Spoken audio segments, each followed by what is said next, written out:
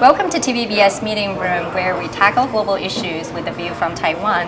I'm your host, Wenqi Yu. Today we're so pleased to have Ambassador Dino Djalal, who is a former ambassador from Indonesia to the United States. Ambassador, welcome. Thanks, Wenqi. Good to see you again. Yeah, we used to collaborate when you were the ambassador to Washington, D.C., and you were an outstanding ambassador, very well known in the D.C. community.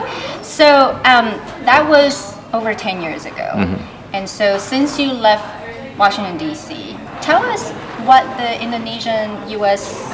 kind of relationship has been like over the last 10 years. Well, it's remained stable. But obviously it fluctuates. The President Obama obviously was very popular in Indonesia. He was born, he grew up, spent some years in Indonesia. And he spoke Indonesian, Bahasa Indonesia, and he liked Indonesian food. So when he went there, it was one of the most highlighted, high-profile international visits that we've ever had. Right? So that was the Obama era. I would call it the golden era, because you had an Indonesian president who studied in the U.S., and then you had the American president who studied or lived in Indonesia. That's like rare, really very rare. I don't think it's ever going to happen again.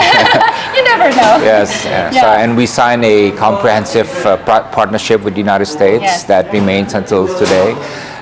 Under Trump, there was a little bit of a jolt for long reasons that probably too long to explain. But basically, President Trump wasn't popular with some segments of Indonesian society, and I think that explains why President Joko Widodo had not visited Washington, D.C. during the time that he was president and during the time that Trump was president. So there were some complications. And what was the segment that you mentioned that sort of so let's get into it a little bit. President Trump moved the embassy to Jerusalem from Tel Aviv. And this sparked like a million people protests in Indonesia, in front of, and it became a political issue. So embracing President Trump for the president who was running for re-election was seen as a liability. All right. So that's what happened. Understandable. So what about Biden now? Things have become normalized again, if we can use that word. And there is good communication between President Biden and President Jokowi. They have met several times, and Indonesia welcomes the Indo-Pacific Economic framework that was announced by the United States, by the Biden administration.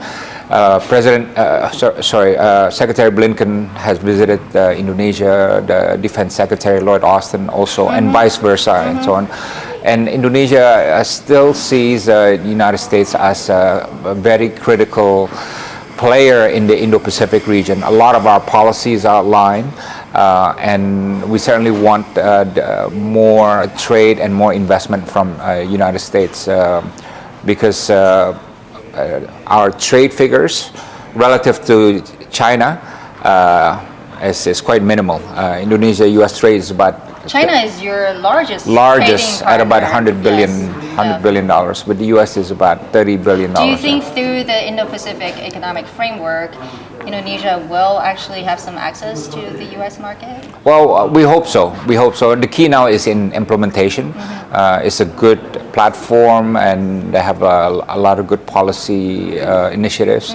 But the question is really in the implementation and execution. In the details. And the question from Indonesia is about sustainability, because there's going to be midterm elections and there's going to be the next presidential election 2024. So we really hope that at least the elements that push the drive of U.S. engagement in the region, not just strategically but economically, will be sustained and enhanced. Because there are some places where the trade remains stagnant, right? It just goes around that area without doubling up, for example.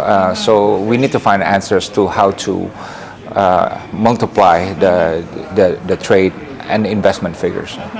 And has it been more challenging given now U.S.-China relationship is not as collegial compared to the time when you were in D.C.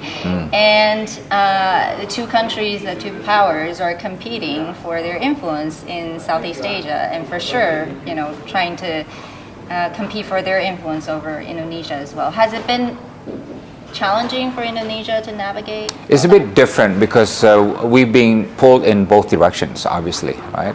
And for us, it's, what we want to do is clear. We want to be close to Washington, D.C., but we want to be close to Beijing as well. So we want to keep good relations with both countries. And we see in the future, the United States and China will still both be relevant and consequential powers in Southeast Asia, right? So that's not going to change. For us, the question is balance, right? How to. There's a saying that for Southeast Asia, you're always going to look to the U.S. for security, military security, but you're always going to be more influenced by China as the economic sort of power. Do you think that's fair? I mean, it's a point that I hear a lot, and it's not totally wrong. I mean, the impressions now is that on economic front, China does a lot of action and has a lot to offer, right? For example, China is expected to import $10 trillion of goods. 500 million tourists will flow out of China, and $500 billion of investments. And I think a lot of countries around the region want a piece of that. And the U.S. is having a hard time competing with it, matching that, right? But on the other hand, the U.S. is still a superpower, has good relations with countries in the Indo-Pacific and Southeast Asia, has a high trust factor. Strategic trust and political trust is very important in regional affairs and international affairs, and the U.S. has that a lot. And to many Asians, the U.S. is still the country of choice for education, right? And yeah, so and probably values to a certain extent as well. Yes, So in a few weeks, Indonesia will be the highlight of the world when you host G20, when you will have President Biden, President Xi, as well as President Putin all in Bali. How is Indonesia going to manage all that? There's going to be so much interesting dynamics. The G20 will never be the same after the Russian invasion. They had problems regarding Syrian war, for example. So they had that political issue discussed, but it's never been like this. It's never been this divided, and it's never been fought with such tension. Not just tension, but mistrust and resentment and dislike, right? And sometimes they don't even want to look at one another or smile at one another, and so the psychology is very different now, and so it's really a challenge for Indonesia to be chairman. Our priority is to make sure that G20 remains intact as G20. It should not be G19. It should not be G11 or G13. It remains G20. So that's the first thing. But the challenge is really, in my view, not just making sure that everyone comes, that President Biden comes, President Xi Jinping comes. Something productive actually comes exactly. out of the conference. And the problem is in the last, in many of the ministerial meetings, they haven't been able to come up with communique because of that. The negotiation process yes. is so hard. Yes. Especially on the paragraph on Ukraine war.